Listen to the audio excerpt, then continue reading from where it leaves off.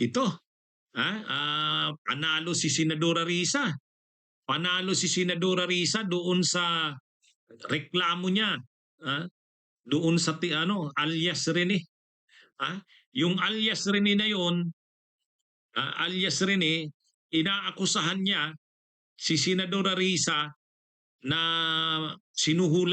binayaran daw siya para magtestigo laban kay Kibuloy at kay Duterte. Ganon ang mga paninira na ginawa niya na pinagsasabi niya nung alias Rene na yon. Yung alias Rene na yon ay nagpa-interview sa national media, present nila Topacio sa kanila Torion. Pinipresent ito nila Attorney Israelito Torion at sa kanila Topacio, mga abogado nila Duterte at nila Kibuloy, na si Risa Hontiveros umano, si Senadora Risa, binayaran itong alias Rene na ito. Binayaran daw ito ng milyon para umano magtestigo labang kay Kibuloy at kay Duterte. Kaya yung pag-appear umano nito doon sa hearing ng Senado sa committee ni Senadora Risa Hontiveros tungkol sa investigasyon kay Kibuloy, yun daw ay dahil binayaran siya. Sabi nitong alias Rene na ito. Pero hindi yan pinalampas ni Senadora Risa. Kinasuhan ni Senadora Risa ang nasabing individual na ito ay nagsisinungaling, perjury, kasi may sinumpaang salaysay ito at ngayon ay binabawi niya yung kanyang sinumpaang salaysay. Ngayon nanalo si Senadora Risa diyan, pagdating sa DOJ, nakita ng DOJ na mayroon ngang probable cause. Ang reklamo ni Senadora Risa laban dito kay alias Rene ay may probable cause. Kaya nirekomenda ng DOJ na kasuhan itong si alias Rene. Tama lang 'yun. Tama lang 'yun. Kasi ang ginagawa nitong kampo nila Kibuloy at ni Duterte, sinisira nila ang kredibilidad ni Senadora Risa. Kasi napaka linaw, napaka makatotohanan, napakabigat ng mga lumabas doon sa investigasyon ng Senate Committee ni Senadora Risa Hontiveros labang kay Kibuloy at kay Duterte. Para sirain yung kredibilidad ng komite ni Senadora Risa, sirain yung mga lumabas doon sa investigasyon na yon, pinapalabas nila na kumuha si Senadora Risa ng mga testigong binayaran niya. Ito ngang si alias Rene. Actually, related pa ito doon sa ICC. Mayroon pa itong sinabi si alias Rene na mayroon daw siyang mga nakita doon sa safe house na pinagdalhan sa kanya ni Senadora Risa. May nakita daw siya doon ng mga testigo, nakausap niya daw, at yung mga testigo daw na yon ay testigo na pupunta ng dahig dahil magtitestigo naman laban kay dating Presidente Duterte. Kaya kumbaga itong si alias Rene, ang pinapalabas niya na kahit yung mga testigo doon sa ICC ay mga bayad ni Senadora Risa. Kaya matindi ang mga paninira nito kay Senadora Risa, nito ni alias Rene. Kaya lang mabuti naman at sa panig ng DOJ, naniwala sila na ito ngang si alias Rene ay nagsisinungaling sa pagsabing binayaran siya ni Senadora Risa. Sa findings ng DOJ, mas pinaniwalaan ang mga sinabi ni Senadora Risa. Kaya matutuluyan na ng kaso ito. Matutuluyan na ng kaso ito, itong alias Rene na ito. Dapat nga pati yung mga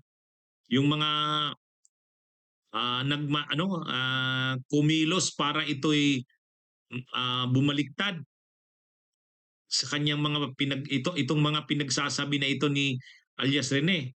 Kung halimbawa involved diyan sa mga ginagawa nito ni alias Rene, ang mga nagmaniubra o gumalaw, kumilos para maging ganyan ang mga testimonya ni alias Rene ay sila Topacio, sila Torion, attorney, dapat kasuhan din yan. Dapat kasuhan din yan ni Senadora Risa Hontiveros. Anyway, malalaman natin yan. Baka pag sukol itong si alias Rene ay magsabi ng katotohanan kung sino ang sa kanya, nagturo sa kanya na idiin si Senadora Risa. Kaya yung mga DDS na nagsasabing pahiya daw si Senadora Risa, hindi totoo yan. Dahil sa kasong ito, sa DOJ, kinatigan ng DOJ ang reklamo ni Senadora Risa Hontiveros dito sa nagngangalang alias Rene. Mabigat ang mga ano nito ang mga testimonya nito. Ha?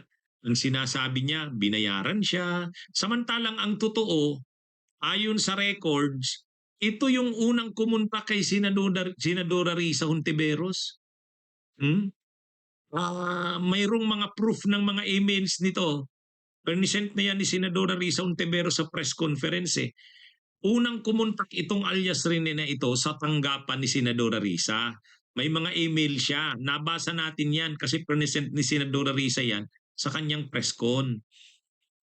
Kumukontak itong alias Rene, nagsasabi kay Senadora Risa na gusto niyang magtestigo laban kay Kibuloy kasi marami siyang gustong ilantad tungkol sa mga pinagagawa ni Kibuloy. Nung una nga ayaw ni Senadora Risa pero mapilit ito.